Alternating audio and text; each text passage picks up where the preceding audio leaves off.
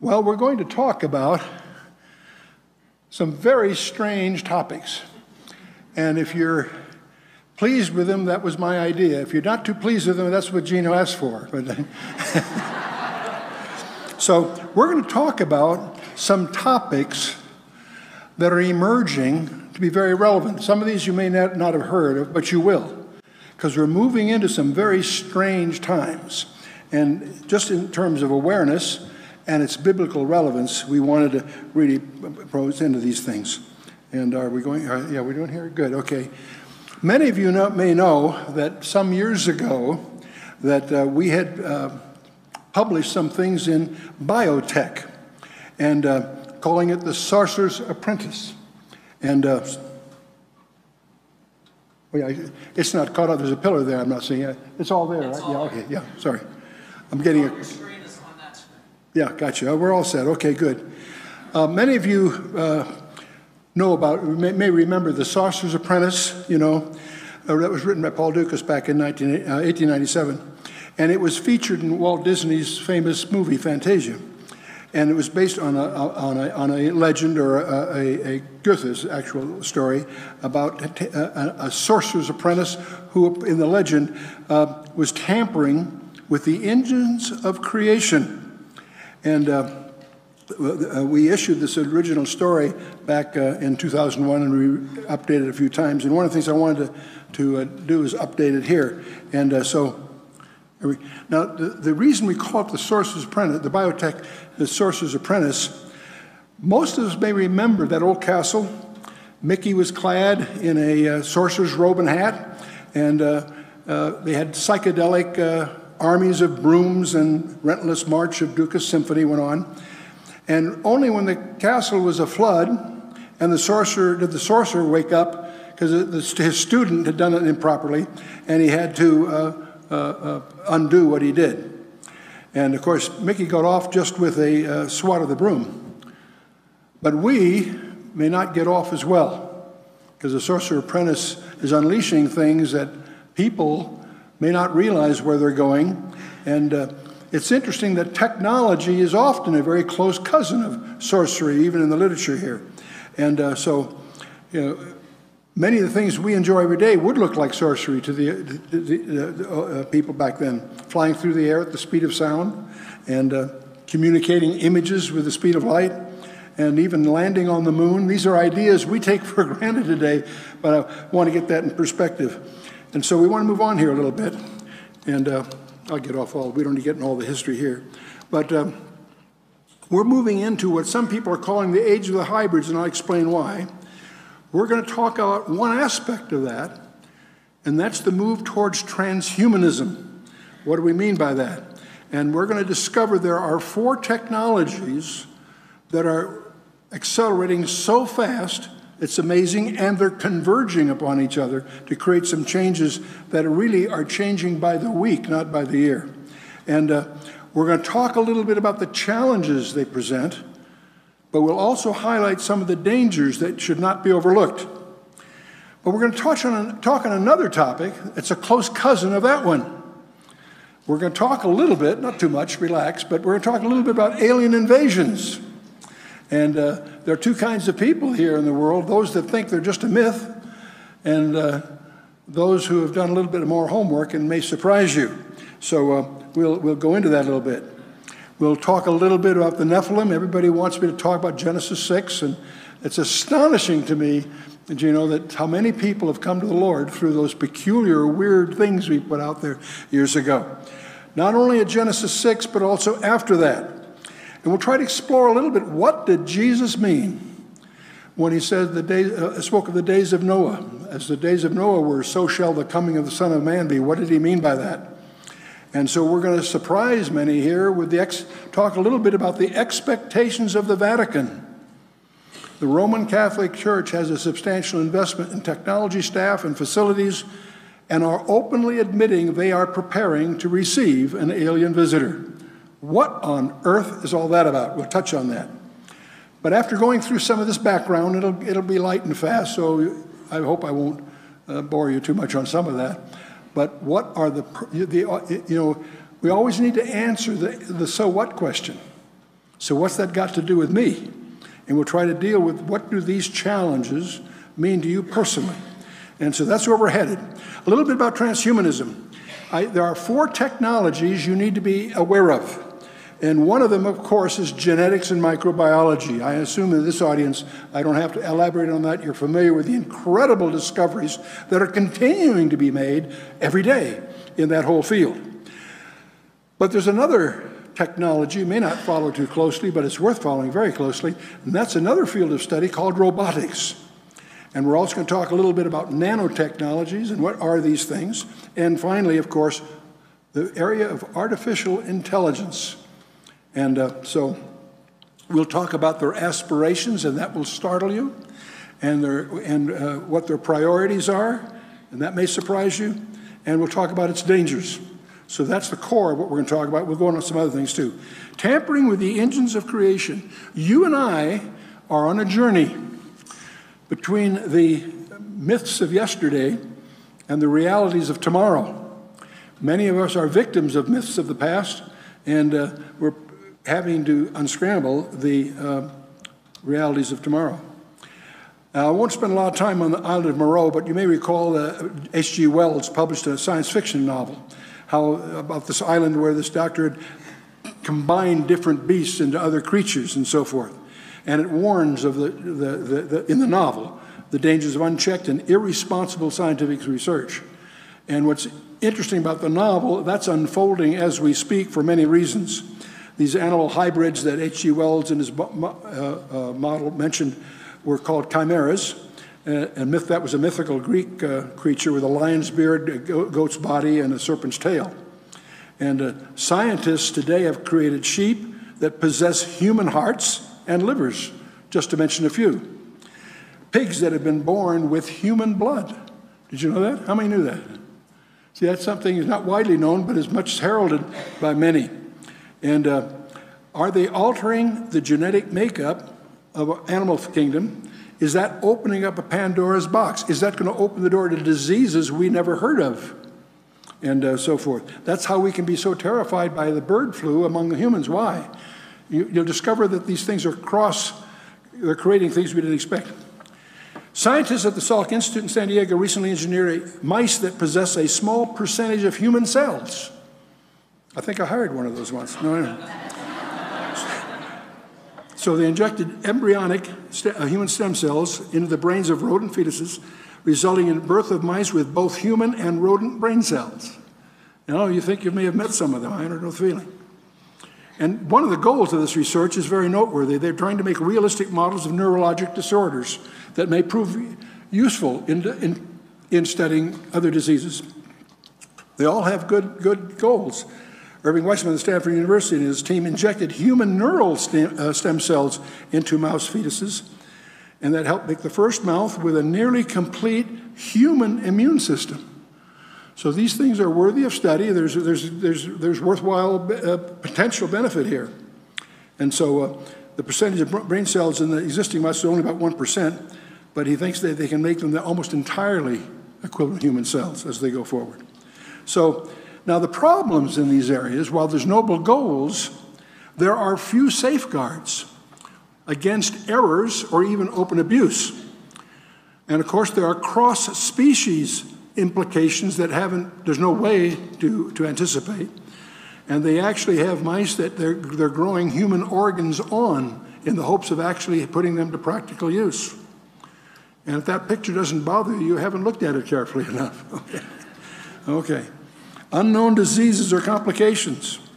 Tampering with the human genome is part of the thing that's going on here. We're talking about genetically engineered athletes. That's a major topic. And scientists at Johns Hopkins University discovered a gene in mice which controls growth, the GDF8, and the growth differentiation factor, they call it. And so they yielded super mice 3 times larger and much stronger than the normal ones. This was back in Nature magazine.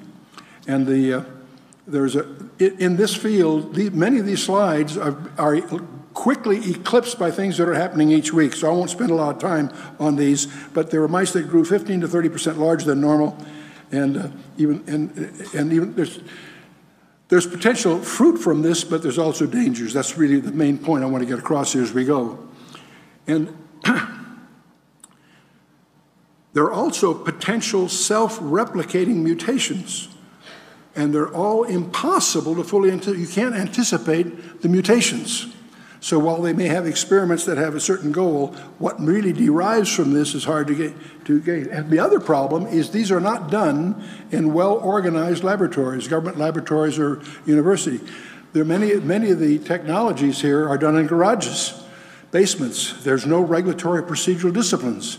So this is an uncontrolled environment. And there are many small, intensely competitive laboratories chasing these things. And very few government or established labs that are the main ones here. Now, the think tanks back in Europe as well as here point out the free access to genetic sequence data for human genome and large number of other genomes, including pathogenic microorganisms, could pose a significant threat if misused. No kidding. That's pretty self-evident.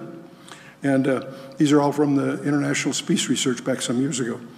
And a terrorist might develop a pathogen that could target a specific ethnic group. See, as we understand the genome, you can start creating diseases that can target specifics. And that's pretty spooky. Well, there's also this whole area of robot weapons that you may be hearing a lot about. I wanted to get a couple of them that I thought were interesting because they're predicted in the Bible, whether you realize it or not. In Jeremiah 50, verse 9, there's a verse, and I'm not going to concern ourselves here with the context, but just one phrase that's in it. Jeremiah records, "For lo, I will raise and cause up to come up against Babylon an assembly of great nations from the north country, and they shall set themselves in array against her. And from thence shall she be taken." Get this. "Their arrows shall be as of a mighty expert man, and none shall return in vain." Now, in the English, you don't pick it up, but in the Hebrew, it's very emphatic. It actually, as of a mighty expert. The expertise is not in the shooter, it's in the arrow. Did you pick up on that? The verb is sakal in the Hebrew. It means to be prudent, circumspect, wisely understand, and prosper. That's a characteristic of the arrow, not the shooter. It's a participle masculine singular absolute. It means to have insight, to give attention to, consider, ponder, be prudent, to have in other words, the arrow has comprehension. Do you see what it's saying? Now, can you give me some examples of that? Yes, I can. And by the way, the ISV says the arrows shall be like a skilled warrior. They won't miss their targets. The NAS, the arrows will be like an expert warrior. So this is not a contrived translation. The intelligence is in the arrow, and they can't miss. In other words, these are smart weapons. They're mentioned in the Bible. Today we take them for granted, but I wanted to put a biblical root to the word. The arrow is katis. It's anything shot from an engine of war, shot by in 1611 when the King James, that was obviously a bow and arrow. But the same word could be used for a missile or anything thrown as an arrow or a javelin. And in that sense, I'll get through some of this here. Well, that's exciting. I hear strange noises, but it's not changing, is it? Oh, boy. What do we do here? Huh?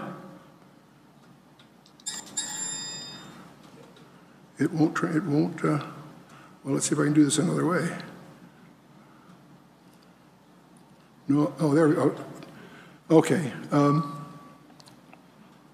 That's just a repeat of that slide, but I think we're going in the right direction here. And I'm going to have to do this manually, maybe. Okay.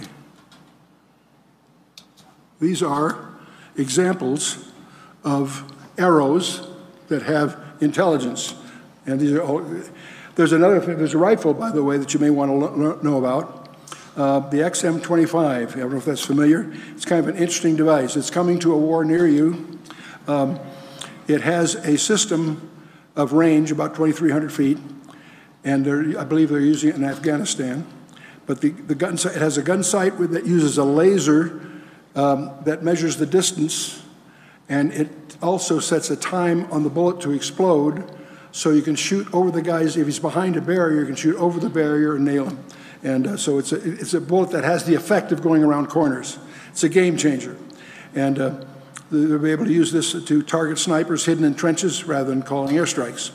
And so it has a whoops, well, we don't have to dwell time on this. I'm having trouble with the other thing. So it's a game changer, basically. And all the soldier has to do is, the thing would add a meter using a button on his trigger, and when fired, the explosive round would carry exactly 1 meter past the wall before it explodes, in the nature of a hand grenade. Let's get back to the transhumanism more directly. Direct human extensions, supplementing the human anatomy. The FDA has approved a telescopic bionic eye implant, by the way. This is the beginning of it. It involves removing the lens of the eye completely and replacing it with a now FDA-approved implant capable of magnifying almost 2 to 3 times. And the specific thing isn't that important, except it shows you a direction they're going. They're able to do things that are not just replacement for something you lost, but something that might have functionality that goes beyond what you had. We're going to look at a few of those if I can get this thing to... This is very strange. Okay, well, I'll go at it manually here if I can. Okay. In robotics, they don't use gears and hydraulics anymore. They actually use muscles. They have a bionic muscle is 100 times stronger than yours, and they're made out of elastic metal called the shape of memory wire, and they're chemically powered with alcohol. Don't jump to conclusions, but we'll go. These artificial muscles are, of course, funded by the military, as you can imagine. And so let's just keep moving on here while it's working here. There's machine emplacements, of course, and the thing that impedes robotics is skin. Well, one of the things they're trying to do is get direct limb-to-brain communication with these things. And robotic limbs have limited motions, and the user can't feel what he or she is touching. A new approach using optical fibers implanted around the nerves can transmit more data and let the prosthetics speak to the brain. Scientists have discovered that they can stimulate a neuron to send a message by shining infrared light on it. And so DARPA, the Advanced Research Projects Agency of the Department of Defense, is awarding contracts to explore these kinds of things further. The direct brain-to-computer interfacing, people are actually connecting these devices to their brain. And a monkey here is operating a robotic arm with direct brain-to-computer interfacing. And it's responding to his thought patterns. They can quickly learn to control voluntarily. They can control the firing rates of individual multiple neurons in the primary motor cortex if rewarded properly, and so on. And I won't get into those details. So the main point is the thing that's held robotics back is a replacement for skin. And they now have found a way to make synthetic skin that is so sensitive it can feel the footprint of a fly, which means the robot can be designed to tell what it's picking up. Is it a wine glass? Is it a bowling ball? Is it a piece of silk? It can tell. And so the synthetics, that's been a major breakthrough in the robotics area. And I won't get into, there's 2 different ways they can do that, and I won't take the time to spend our time on that. The other field, I want to go through 4 fields. We've talked about genetics, we've talked about robotics briefly. There's a field called nanotechnology that I want you to be aware of. That involves the manufacture and manipulation of materials at the molecular level in the atom, the smallest things you can get. And here, to give you a feeling of a nanometer, it takes about 100,000 nanometers is a piece of paper. So nanometers are very, very small. So you're talking about molecular-sized machines. And they can develop drugs. And for example, it can go and find a place in your body and deliver a microdose, if you will, that would have an intensity 10,000 to 1 you could do any other way. So they have tremendous potential. And our skills at developing nanomaterials, of course, is going so fast that it's hard to even keep up with any one of these. But the big one, the 4th one of the ones I want to summarize here is artificial intelligence. And that's the blurring the distinctions between the man and the machine.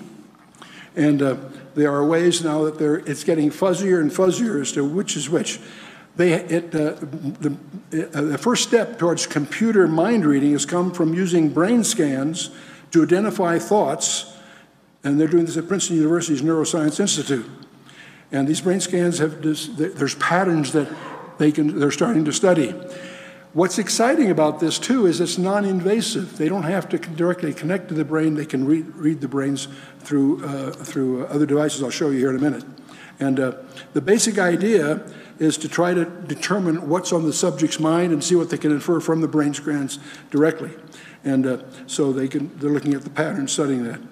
And so there's a lot of optimism. We'll come back to that here, too. There's actually a television set being marketed in China by Haier, in which you change channels by thinking about them. And the way this works is or change the volume, whatever. What you do is you wear a mindset. Now, this, by the way, is a retail device. They're sold on for a couple $100, primarily for university use. But they will measure and report non-invasively the brain waves, and they're primarily used for games and such. But Haier's using it to try to be able to control your television set. I think most of you realize the toughest thing to control on the television is the off switch, but we'll move on here. But this MindReader headset what startled me is it's a retail device. And if you're interested, you can track it down on the internet for a couple $100. You can buy one and figure out something to do with it then. But the Army's, though, has a mind control project where they're trying to develop thought helmets that would harness silent brain waves for secure communication among troops. And that's not, those are contracts that are being led. They hope it'll lead to direct mental control of military systems by thought alone.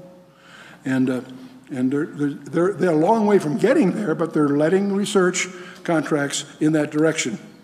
And so a 5-year contract's been awarded to a coalition of scientists, both at University of California at Irvine, Carnegie Mellon, and University of Maryland, to try to decode the activity in those so the soldier could radio commands to one or more comrades by thinking of the message he wants them to get.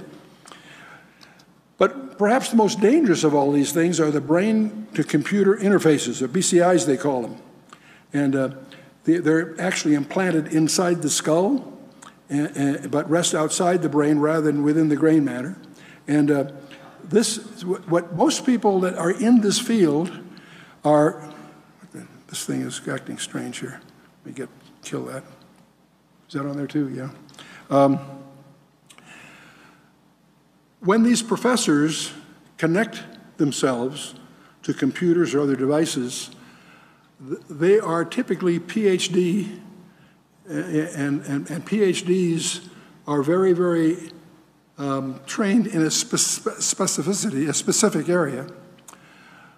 But there's something that goes along with a PhD, and that's pride. And one of the things that startles me is to realize that these people, and I've trafficked with many of them in government labs and elsewhere, have usually zero insight theologically. They have no grasp of the field of study called demonology, and a field within which there are things called entries, ways that demons can gain access. And when you open up communication channels, those are two-way channels. So the kinds of things that are possible, I'm not saying they're prevalent at the moment, but are possible, are really quite disturbing. But anyway, the best resolution if you're going to do this kind of study is direct connection, and people are doing things like that. Let's shift a little more to the computer side of it. IBM has unveiled experimental computer chips designed for a new generation of brain-inspired computers that learn from what's going on. And I'm talking about the hardware itself does. Cognitive computing aims to use information from many different inputs. So it's multiple input, and it's self-programming, if you will. And these chips would allow a sensor-studded glove to monitor sights, smells, textures, temperature of grocery products, whatever. There's all kinds of commercial potential here. But they'll also integrate messages in ways that may be far more intuitive than we normally think of in terms of software alone. And I won't get into the specifications, because any specification I put in a slide is out of date a week later, so we'll just keep moving here. But there is a comment here that needs to be made. There is a point, Ray Kurzweil, one of the gurus in this world, looks for a crossover. He gives it an unfortunate name. He borrows a term from mathematics called a singularity. He calls it the singularity. It's an unfortunate term because it's misleading, but what he means by that is there's a point at which the computers will exceed the capacity of the human brain. And that's only a few years away, not a few decades, a few years away. It's that close. And when that happens, that's a major, major milestone in the field of artificial intelligence, obviously. And we'll talk more about that. But the computers that learn, they're already taking these into applications of pattern recognition, navigation, other areas. And I don't want to get in the details of this one. There's a new partnership between IBM and 3M where they're looking towards a new breed of microprocessors where they stack 100 layers of chips atop one another to make it thinner. You make things thinner for lots of reasons. Speed is part of it. When you're operating at those speeds, even a few inches can be too big an encumbrance. And so they're trying to, 3M's trying to create an adhesive that will allow this to happen. It's also, there's a heat dissipation issue and the rest of it. But this is also expecting to give you 1,000 to 1 advantage, and this thing still isn't. Okay, we'll just do it manually here. Okay. So I want to get into the artificial intelligence area. The power of computers obviously are continuing to accelerate. Their size, their energy and costs are diminishing, and the facility of the hardware continues to accelerate. Both the hardware and the software are making gigantic leaps week by week as we go. And the singularity I tried to explain, that's a term that is associated with Ray Kurzweil. But that's when the computational intelligence exceeds that of the human mind. That's the target. Now you say, well, what's wrong with that? You have to understand what their admitted ultimate goal is. Because if you can take your intelligence and transfer it into that environment, you've achieved immortality. It's a path to immortality and to exchange consciousness between bodies, synthetic or otherwise. And the fact that this could at least conceivably lead to a path toward immortality can give you a glimpse of what kind of theology these people share, or lack thereof, if you will. Ray Kurzweil's concept of this consciousness not only will be able to be translated into a machine, you can combine consciousness. If you collectivize the consciousness, at the end of a documentary on his life, they ask him, do you believe there's a God? And his answer is very simple. He says, not yet. That's really the goal that they think they're on. Now, see, the real problem is, the real you, see, I can't see you. I'm standing up on stage. I can see the package you are in. You see, the real you, call it soul, spirit, conscience, whatever, you are temporary resident in a disposable hardware environment. Why shouldn't it be transferable to an alternate, perhaps advantageous environment, even a machine-enhanced environment? The day will be coming when they can create an environment that may be more hospitable than your own body, at least in their mind. So what would limit a continuing path to subsequent upgrades? I'm ready for an upgrade. I don't plan to look to them for that upgrade, by the way. Let me hasten to add that. So there's some coming nightmares coming. The real, behind the scenes, something I haven't focused on, but I want to before we're through, is talk about super soldiers armed with ultimate weapons. There is an arms race going on. It's very hidden, but very real, between all the development countries. China, Russia, and the US, probably places in Europe, are going in this direction in the hopes of being able to field the super soldier. That could be a game changer in the pattern of nations. Networked super soldiers with unlimited mind controls, can you imagine? Unenforced lawlessness among a privileged few is part of the scenario here. Consciousness exchanges offering a form of immortality, collective consciousness ushering in a utopian collective, or the ultimate nightmare. That's what's on the horizon. This is not decades away. These are just a matter of years in the minds of the practitioners. So we have convergent technology. We've got nanotechnologies whose goal is molecule-sized machines. We have robotics, which are aimed at being self-modifying sentient machines. That's their goal, and they're working on it. And those two technologies, grease each other. There's genetics, of course, whose goal is the self-replication of manipulated entities. And then you have, thus from that, you'll get directable diseases targeting specific groups, maybe even individuals. There's no reason they can't design a disease that would only affect your DNA. Mail you a letter, be careful who said it, yeah? And of course, artificial intelligence, exceeding the human mind, the singularity, if you will. These are convergent technologies. The composite goal, self-replicating sentient machines, superior, perhaps overwhelming, combatant strengths, transfer of consciousness between and to extension bodies, a path towards immortality, a lure, of course, towards global tyranny. These things constitute a lure towards global tyranny. Can you imagine those technologies if they were in the hands of some people we know of the past? Can you imagine what they would have done? Now, something else you should know, there is a group called the Jasons. It's an independent group of scientists which advises the United States government on matters of science and technology.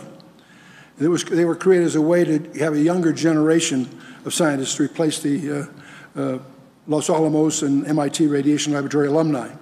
And for administrative purposes, they're administered through the MITRE Corporation. But the point is, their sponsors include the Department of Defense, of course, and Navy and Department of Energy and the U.S. intelligence community. Most of the Jason reports are classified. They all have security clearances. They include physicists, biologists, chemists, all kinds of fields, by the way. And they're selected because of their scientific brilliance. And over the years, they've included 11 Nobel Prize laureates and several dozen members of the United States National Academy of Sciences. And classified transhuman projects are the dominant topic of the contracts that they are getting. We can't get the contracts, they're classified, but we can find out a lot about them. So, let's see if I can get this to change. Good, yeah. And I won't go through the list. You can skim through quickly on here the flavor of the kinds of contracts that are accelerating our progress in what they collectively call transhumanism. And now we have a highly classified priority agenda that drives a widespread global arms race that will eclipse all others. And so this is leading what we call the age. What's leading to is the age of hybrids. And there's another kind of hybrid I want to talk about before we're through, but we've talked about the Rasmussen and the dangers. Okay, what are the dangers here? I've highlighted them so far. Let's back up here a second here. One of the dangers of all of this is it ignores what I call the metacosm. And for this and almost everything else that we publish in our materials, you may want to understand what that term means. There are boundaries to the reality, to our physical reality. Those are well known today, by the way, and I want to touch on that. I'm going to use the symbol of Da Vinci's Vitruvian Man as a representation of the reach of man. Okay, that represents you and me. And I'm going to let, on the diagram up there, let size increase to the right. Bigness is to the right, smallness to the left, okay? Now, as we look towards things that are larger than ourselves, we'll call that collectively the macrocosm. And that plunges you into the study of astronomy and astrophysics and topics like that. We have whole presentations on each of these topics, but the main thing here is 20th century science. The great discovery of 20th century science is that the universe is finite. It's not infinite. It may be expanding, but it's finite. And that's both thermographically and other reasons demonstrable. So the macrocosm, there's a limit to the size of the universe. And because there is, that's what gives rise to these speculations called the Big Bang and whatever. We know it had a beginning, and we know that it'll ultimately have an end. But let's move on from that. Let's go the other way. Let's look at smallness. And now we'll call that the microcosm. When you get into this world, it gets weirder than any of the others. It leads with quantum physics and subatomic particles. And whether you're talking about length, mass, energy, or time, you discover that everything in small has a limit to how small it can be. See, you and I would think that if I took a piece of string, I'd cut it in half, no problem. I'd take the half, I could cut it in half. And you would think that conceptually, at least, I could do that. It might get too small to literally do, but your thinking is, whatever I've got left, I can cut in half. That turns out to be true. It turns out when you get to 10 to minus 33 centimeters, that's very small, and try to cut that in half, it loses a very peculiar property. It loses a thing called locality. It has what they call non-locality. And it's been proven in the laboratory that every photon in the universe knows exactly what every other photon in the universe is doing in a certain sense. That there's a concept of non-locality that's philosophically shattering. But the main point is there is a limit to smallness. Now, I want you to understand the implications of this. You and I are in an environment that turns out to be a virtual simulation that's a digital simulation. And now, that's not my conclusion. You get Scientific American, June of 2005, there's an article there that highlights this sort of thing. The scientists are disturbed because they're discovering that some of the constants of physics are changing. And it's very hard to prove, and they're working very hard at that, but it's turning out they are. And what the article points out, that if the constants of physics are changing, that implies that our reality is a shadow of a larger reality. That's their words, not mine. And when I saw that, I just jumped for joy, because that's exactly what the Bible has been saying all along. Is that, well, let's see, I think I go a little further. Whoops. No, I think I've spared you a diversion here. There is, the ancient Hebrew sages, Nachmanides, from his study of the book of Genesis, concluded that the universe has 10 dimensions, only 4 are knowable, 6 are not knowable. That's in his writings in the 13th century. We've spent hundreds of millions of dollars creating atomic accelerators, which have now revealed to us that the universe has apparently 10 dimensions. 4 are directly discernible. 6 we know are there but can't get at. They're curled less than 10 to the minus 35 centimeters. So we've spent all that money discovering what Nachmanides learned by just studying the Hebrew text of the book of Genesis. I'm not being facetious, I'm being quite serious.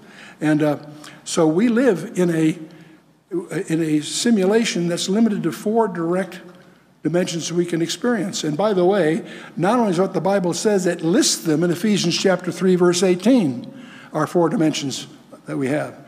So it's no surprise to Paul, if you will. But we now also have knowledge that there's 6 other dimensions that we can't get at directly.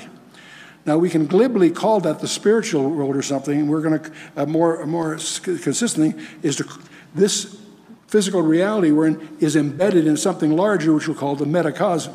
And that's the domain when you start studying angels. We have a whole background around that one. And that's what we think, what we suspect, don't know, we suspect is the domain of the UFOs. Because we now know they're transdimensional. They're not intergalactical, they're transdimensional. And I'll get to that in a little bit here, I think. Our universe is but a shadow of a larger reality. Scientific American, June of 2005. But let's finish up the transhumanism. See, the problem with transhumanism, it ignores the metacosm. People traffic,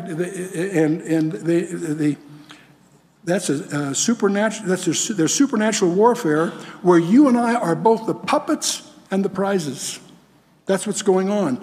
The transhumanists are totally oblivious to that. They have no grasp of that.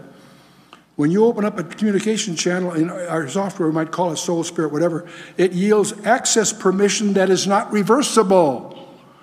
Those of you that saw The Exorcist, that was William Blatty's novel was based on case study. And what started that whole nightmare was a gal playing, it was a guy, not a gal, but that's not the point. It was based on case studies. Fooling around with the Ouija board, which is an entry. And some of these video games and so forth are potentially entries. Let's take a look at the scripture here a little bit. We're all familiar with Nebuchadnezzar's dream of Daniel 2 and also Daniel 7, the different set of idioms, but same subject really. And we all know about the 4 empires, the gold, silver, brass, and iron, and the Babylon, Persia, Greece, Rome. We've all been there. But when you get to verse 43 of Daniel 2, where Daniel is explaining all this to Nebuchadnezzar, he gets to this peculiar stuff called the iron mixed with clay. Everyone remembers the iron, legs are iron and the feet were iron mixed with clay. Verse 43 says, whereas thou sawest, this is Daniel explaining to Nebuchadnezzar, and whereas thou sawest iron mixed with miry clay, he switches to a personal pronoun, they shall mingle themselves with the seed of men, but they shall not cleave one to another, even as iron is not mixed with clay. What's he talking about? Nobody knows. I tell you, we do know. That means that they, whoever they are, have to be something other than the seed of men, or they can't mingle. In other words, the grammar requires them to be two separate, non-mixable groups. So what are they? We don't know. And the personal pronoun is relevant here. And I want you to notice then that the seed of men, they're not the seed of men. They're not mankind. Are they hybrids? Possible. Are they somehow not, they're not the seed of men, they're seed of something else. Are they Nephilim? Could be. Or maybe something even more sinister. Are they aliens of some other kind? That's what's so provocative, that the two guys who wrote a book a year ago and published in April of 2012 that predicted the abdication of the Pope, which hadn't happened for 600 years, and then 11 months later, in February of 2013, the Pope abdicates. Those two guys, Tom Horn and Chris Putnam, made the front pages. Well, they've just published another book in April 2013, which reveals the fact the Vatican is committing substantial resources as they prepare to receive what they believe will be an alien visitor of some kind. What on earth is going on? We need to remember that in the scripture, Antichrist isn't a guy, it's a duet. There's two people there involved, the false prophet and the other one. I beheld another beast coming up out of the earth who had two horns like a lamb, and he spake as a dragon. And see, the second beast is from the earth, and so forth. Some people think he's a Jew because of the Greek allusion of this in John 5:43 is allos, not heteros, and that implies he's Jewish. That's not conclusive in my mind, but that's when some of the beliefs come about. And he apparently is received by Israel, among other things, from Psalm 55 and others. But he exercised all the power of the first beast before him. He caused the earth, and he's the one that caused the earth and them that dwell therein to worship the first beast, whose deadly wound was healed. And he doeth great wonders, so that he maketh fire come down from heaven on the earth in the sight of men, really. And he deceiveth them that dwell on the earth by the means of those miracles which he had the power to do in the sight of the beast, saying to them that dwell on the earth, that they should make an image to the beast, and which had the wound by the sword and did live. You see, the identities are consistent through there. And he had the power to give life unto the image of the beast, really. That the image of the beast should both speak and cause that as many as would not worship the beast should be killed. Interesting stuff. He gave life to the image of the beast, and so on. Okay. And he caused both small and great, rich and poor, free and bond, to receive the mark in their right hand or on their foreheads, that no man might buy or sell, save that he had a mark or the name of the beast or the number of his name. And there's been a lot of discussion about this. This mark, by the way, is prohibited all through the Torah and elsewhere. But whose number? See, everybody gets confused about this.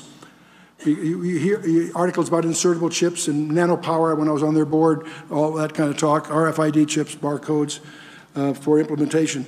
They miss the point. It's not our number that's the issue, it's his number that's at issue. And it's his name that are the crucial identity aspects, not the participants here. And and there's a whole study on that you can get into if you like. But most of what's written is missed the point. But the thing I really want you, before you get too disturbed about transhumanism, I want to go the other way and talk about God, places when he limits boundaries and the limits to human arrogance. God does put a line in the sand. Back in Genesis 11, I want you to remember that chapter. The whole earth at that time was one language and one speech, and it came to pass as they journeyed from the east, they found a plain on the land of Shinar, and they dwelt there. And This plain of Shinar is where Babylon emerges, of course. And they said one to another, go and let us make brick and burn them thoroughly. And they had brick for stone and slime they only had for mortar. They said, go, let us build us a city and a tower whose top may reach unto heaven, and let us make us a name that lest we be scattered upon the face of the earth. And so that you all know about the Tower of Babel. But I want you to notice the Lord came down to see the city and the tower which the children of men builded. And the Lord said, behold, the people is one, and they have all one language, and this they begin to do. And now nothing will be restrained from them which they have imagined to do. See, the unpardonable sins, to use that phrase, not to make that identity, but the thing that God would not allow is giving them the freedom to do anything they could imagine to do. There's a point at which they draw the line. And by the way, who's he talking to here? It's a conversation within the Trinity, analogous, if you will, to Psalm 2, where all three of them are having a discussion. Check it out if you haven't done that before.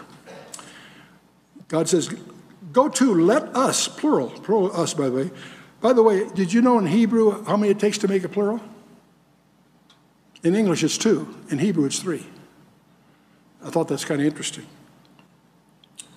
Go to, let us go down, and there confound their language, that they may not understand one another's speech. So the Lord scattered them abroad from thence on the face of the earth. And they left off to build a city. So let us go down. I think that's fun. And that's the bidding of Babel and all that. Okay, let's shift here. We've talked a little bit about this. Oh boy. Well, let me skip right to it here. I think I've touched on these enough. The ultimate enigma at UNFA, the interval between the miracle of our origin and the mystery of our destiny. That's our challenge continually.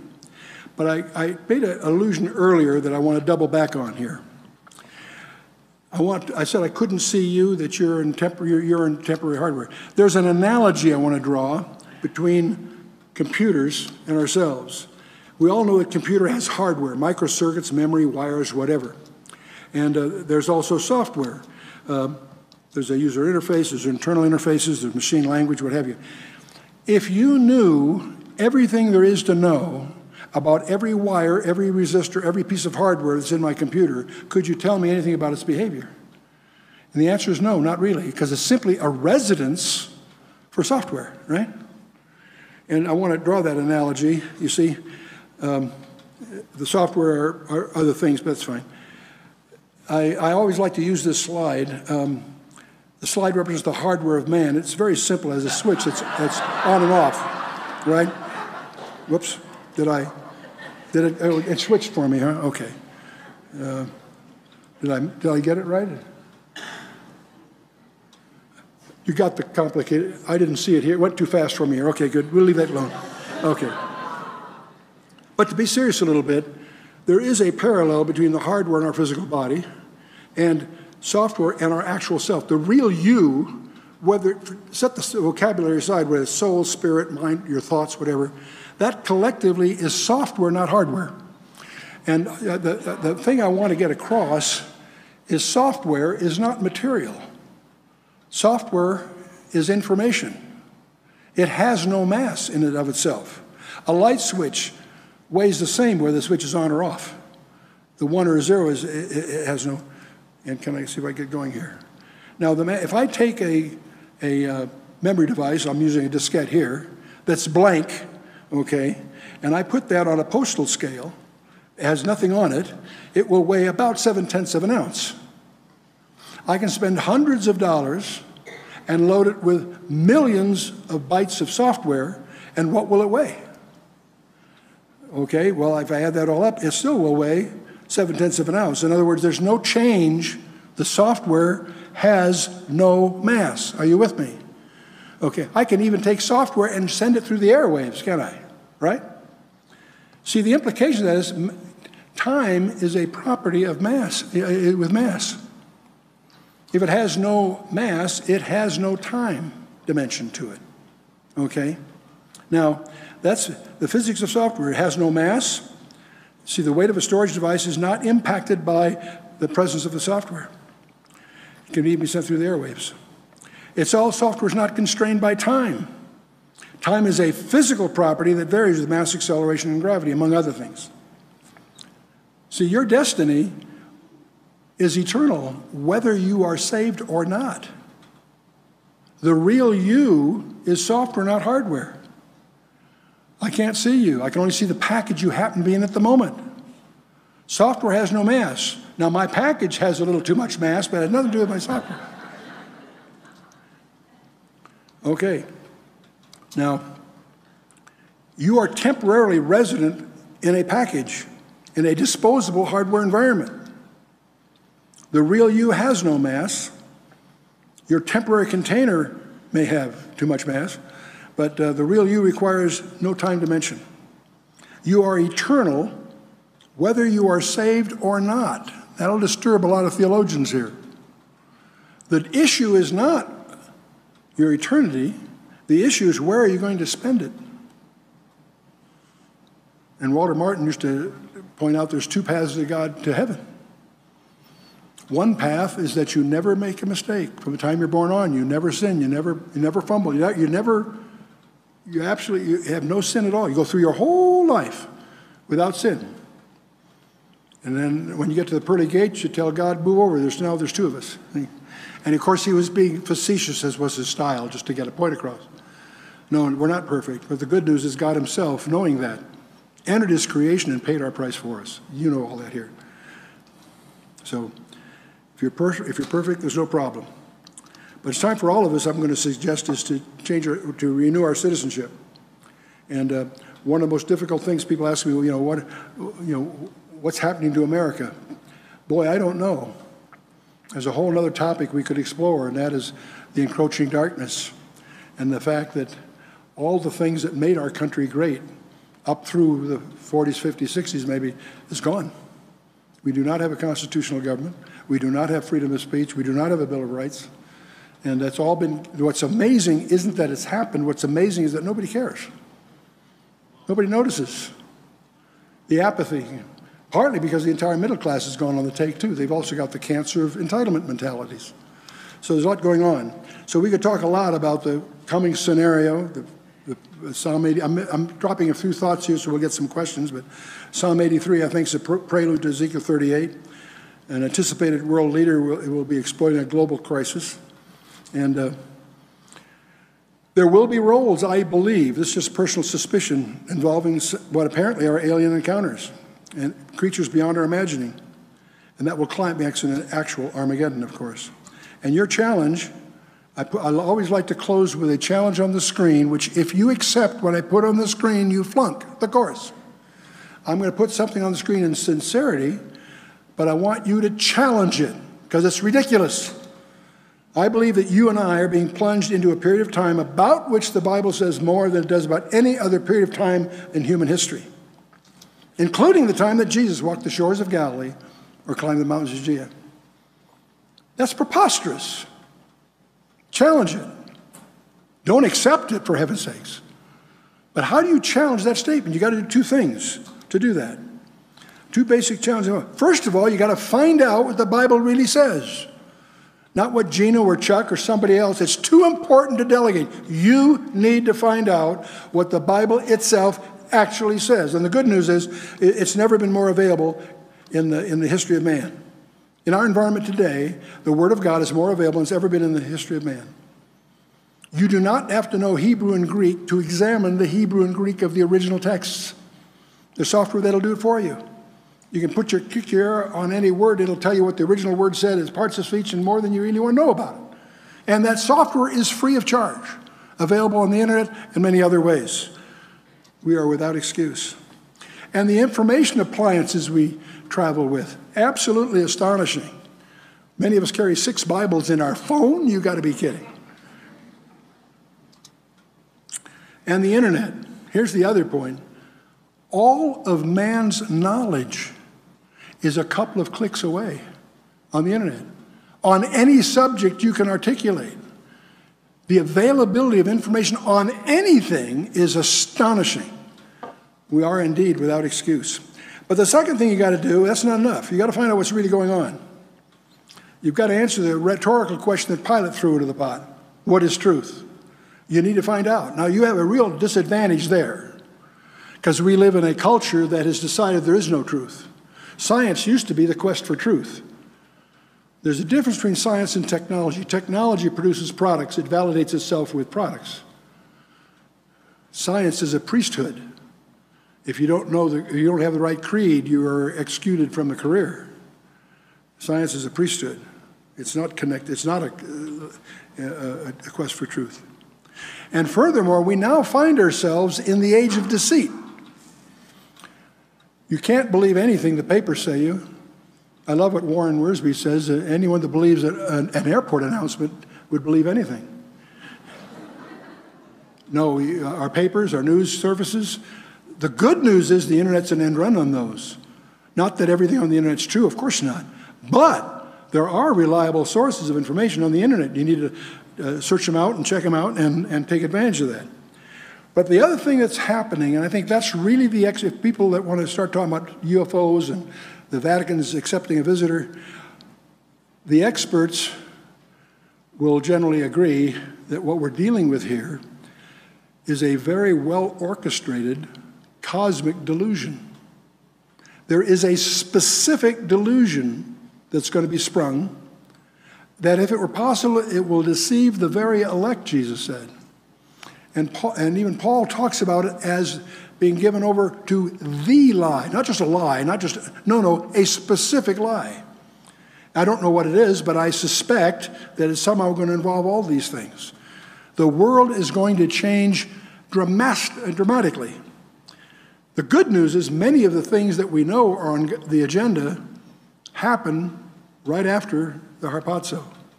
The next event is none of the things we talked about. The next event in the scenario will be the harpazo, which I personally suspect is deliberately indeterminate in order to catch Satan by surprise. I think that was God's strategy from the beginning. And so the good news is, I would like anyone keeping records here to notice for the first time in the history of Chuck Missler, I think I finished on time. Okay. So, Pastor, I'll turn it over to you. It's going to be a Q&A or however you want to handle it? Yeah, you can. And I apologize for the confusion on the slides, but I mean, it is what it is. Yeah. Chuck, we need to get you another computer. That's part of that hyper technology. Yes. You can see why Chuck Missler is the real life inspiration for the most interesting man in the world.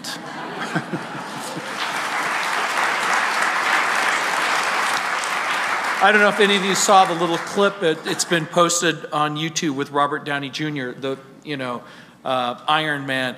He was on a late night TV show and they were talking about some esoteric issue.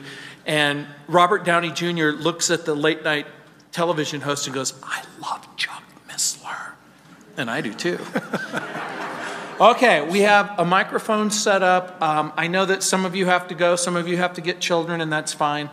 But Chuck has graciously agreed to stay and answer some questions. So if you have a question for Chuck Missler, you can just go to that microphone where I'm pointing right there and just ask him a question.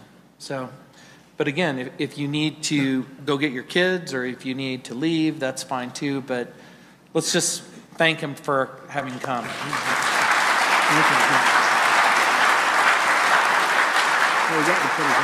Okay, so yeah, the first question is always the most difficult. Yeah, the two problems with the question is, first is getting him started, the other will be turning him off. So we'll agree right front, we won't go more than 20 minutes or so. But go ahead. What's your question?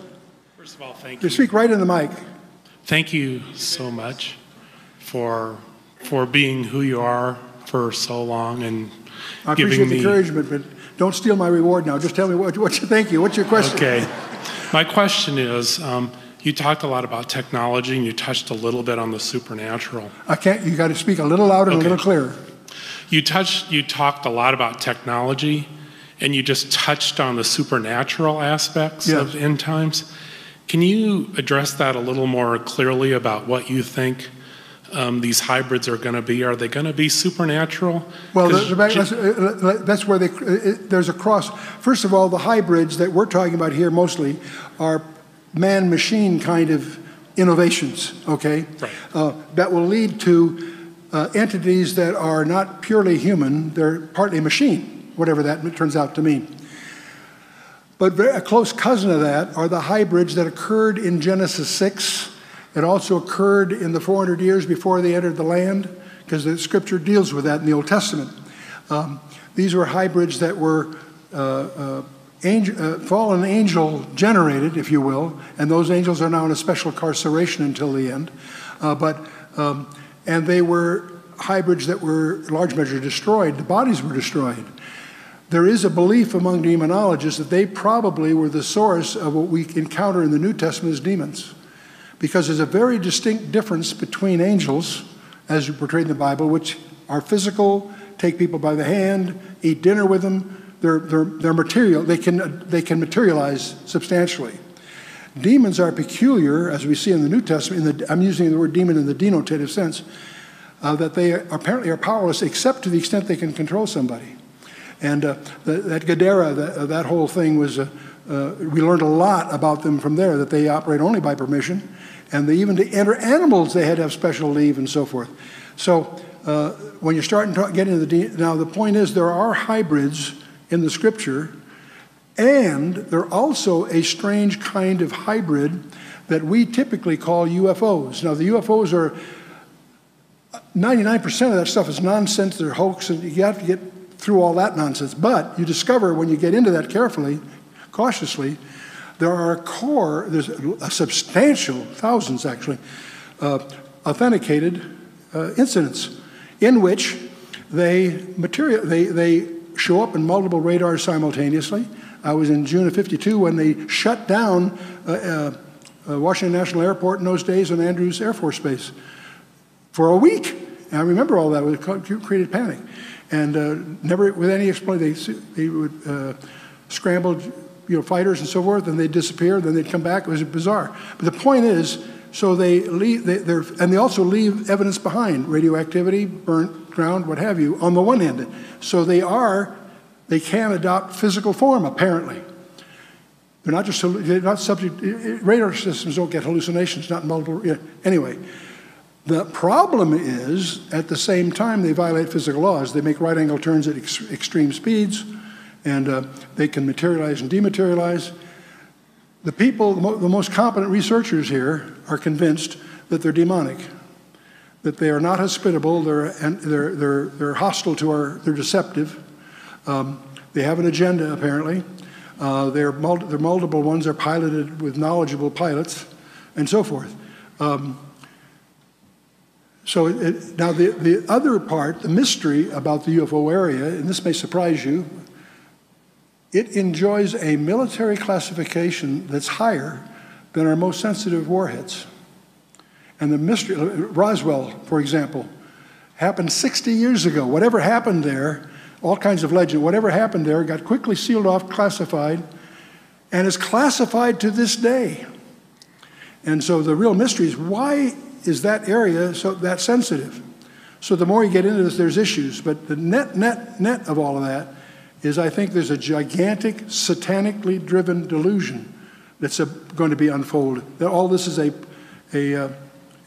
premise too. And so that's going to blur the distinctions you and I might draw between the natural and supernatural. You follow me?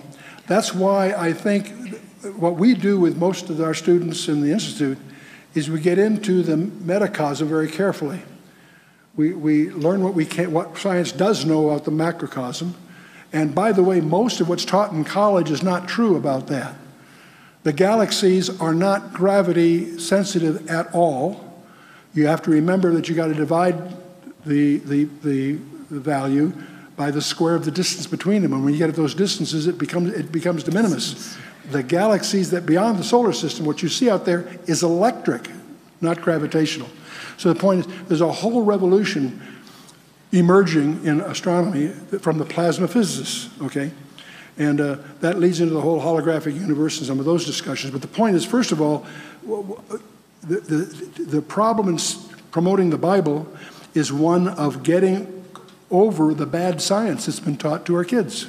Find out what's really true and build from there. So we talk about the macrocosm in solid terms, the microcosm. But the real point of all of that is to really understand that's a subset. That what we call physical reality is a subset of something larger. And it's that something larger that we're bumping into when we start talking about things like angels, things like the UFOs, whatever they are, and so forth. And so that's really the bridge, so to speak, from technology, I won't use the word science, technology as we know it, and the Bible as it reveals it. And the more you know, but here's the interesting thing, the more you know about the frontiers of technology, the frontiers of science, if you will, and the more you'll see it converge to what the Bible's been saying all along. And that's a whole other evening. Okay. And just to kind of close, then in the end, I'm sorry, I can't quite hear you. In the end, do you believe the Nephilim will physically appear on the earth? And I'll sit down and shut up. Absolutely. Okay. I mean, absolutely, I believe that. Doesn't mean I'm right, but I do believe that. Yes, I do. Because Jesus said so. As the days of Noah were, so shall the days of the coming Son of Man be. The days of Noah were characterized by the emergence of the Nephilim. That's why the flood was sent. But that wasn't the only occasion. Genesis chapter 6, verse 4 says, and also after that. And that's what Joshua encountered with 4 tribes that he was instructed by God to wipe out every man, woman, and child of those 4 tribes. That sounds shocking to a New Testament reader. But you have to understand the problem that he was solving. And it goes on from there, yeah. Okay, you got another one. So my question is if you were able to cure a specific disease, say asthma, by some sort of embryonic manipulation where you added, say, bullfrog DNA to it, would that be something that would basically turn you into a Nephilim? As far as God's concerned? No. I don't think there's any connection there at all. If you had a cure for asthma, whatever, it depends what the cure is, but that has got nothing to do with the supernatural involvement of hostile spirit beings, which is what the Nephilim, the Nephilim were the offspring, the result of an ungodly union between fallen angels and human women. That's what led to the legends that we now know as Greek mythology. There's a whole background there, all through it's got nothing to do with seeking cures in a legitimate medical context. Good heavens, no. Okay, well, I guess my question is if you're actually manipulating what it is to be human, is there a point, would you say, that God basically... Speak a little louder in the mic and a little slowly, more slowly. If changing the genome for a specific reason like that eventually pushes you beyond the borders of what is normally human, sort of like those cats that glow in the dark? You're tampering, you're tampering, when you start tampering with the genome, trying to understand it is one thing, but trying to tamper with it, you're tampering with the engines of creation. You're tampering with something that we haven't earned the right, we run the risk of opening Pandora's box, so to speak. Okay? Literally. So would creatures like that have a soul, would you say? Oh, now that's the big debate. That's the big... And I realize you can't really... No. There's a big debate going on right now in the Vatican. There have been conferences and things. Can an alien be baptized? And there's different theologians had different views on that. And I think, if my information is correct, later this week there's 28 speakers in a big conference at Colorado Springs that's going to include all this stuff. But I believe the Vatican has determined that they regard an alien as baptizable. See, the field of astro... Depends on how much contribution they're willing to make to the church. Yeah, right. Yeah, right. Very good. You got me derailed there. That's good. Leave it right there. No, relative to the Vatican. We were talking about alien acceptance into the church and baptism. Yeah, that's exactly how they're going to treat it. Sure, but now see the field of astrobiology is science is supposed to be the study of evidence, And the people who are involved with what's called astrobiology, life outside the Earth, have a problem, is because there's absolutely no evidence. So they don't have a science to study. They can talk about it, they can have meetings, but they really are not, they can't demonstrate that they are a legitimate science in the first place. But that leads to the next issue. If there is life outside the Earth, and I don't believe there is for a number of reasons, and I don't say that superficially, that's been my life. If there is life out, is it sinful or is it sinless? Whichever presumption you take, you've got an insolvable problem. Because if you got sinless there, you got all kinds of, if it's sinless life, then Christ wasn't necessary? Or if it is sinful, was it resolved on a wooden cross in Judea 2,000 years ago? See, you go down a logical path that's totally disruptive either way. So the whole astrobiologist, and there's so many people that get into UFOs and extraterrestrial communication, and the only extraterrestrial communication I'm aware of is the one that we have in our labs. And by the way, it's provably extraterrestrial. The Bible, the 66 books by 40 authors by more than 40 authors, over a period of almost 2,000 years, is demonstrably an integrated message system. And that message system had to have its origin from outside time. And you can prove that. I'm so tired of, Sean, some of these guys on the radio saying, you can't prove the Bible, but they go to say something positive. I hate that preamble they always throw in there. You can't prove the Bible, but, as if that acknowledgement was some kind of preamble. Nonsense, you can prove the Bible. You do it from an information science point of view, and it's bulletproof. But we have another question. Hi. You mentioned the Roman Catholic Church real briefly. What do you think is their role as end times continue? What is the question exactly? What is the role, what do you think the role is of the Roman Catholic Church as we continue in end times? With respect to whom? I don't know. Well, their role with respect to the Pope is one thing, but my opinion about their role has no relevance to anybody. I don't. Well, do you think the Bible says something about the Roman Catholic Church in the end times? Oh, I think there's lots to be said about it. I think the letter to Thyatira has a lot to say about it. If you're really interested in that, the best, most documented study I've seen was done by Dave Hunt. Called The Woman Rides the Beast. He makes a distinction between the woman that rides the beast and the beast of Revelation. And it is so thoroughly documented, it is so prophetically oriented. Now it happens that Dave and I disagree on some aspects of that, but I have to tell you candidly, it's probably the best piece of work around on the subject. So in terms of the role, as you put it, of the Roman Catholic Church. If anybody's Catholic, they desperately need to read that book, because it's well documented and it contains things that they may not know. So, thank you. If that helps, I hope it does. But if you study Jesus wrote 7 letters, and the longest letter was to Thyatira, which happens by the idioms it uses to speak to that issue. Good, we got another question. Speak right into the mic, and loudly and slowly. Do you think it's a possibility that artificial intelligence and learning computers could possibly replace humans in businesses and companies? You know, I can't hear what she's saying. I can't. She asked if artificial intelligence and computers will someday take the place of human beings, and I think that the right answer is it's already happened. Sure, it already happened. And it will continue to happen. Back when I was originally in the RAND environment, the big debate in those days, can a computer think? Which simply begs the question of what thinking is. So they finally adopted a definition called the simulation of cognitive behavior. But that's just getting into vocabulary. Any role that you can define, you can put into a program. So whatever, even today, the cognitive power of advanced computation, hardware and software put together properly, is awesome, incredible.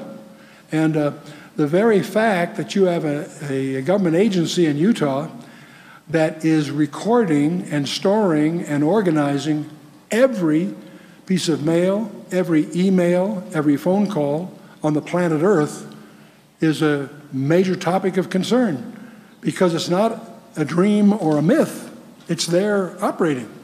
So, no, the collective horsepower, even today, of the computational investment on the planet Earth is enormous. Awesome. Whether we like it or not, it is, you know. So, and what's astonishing about the 4 technologies we touched on is each one is accelerating at paces that are almost impossible to track.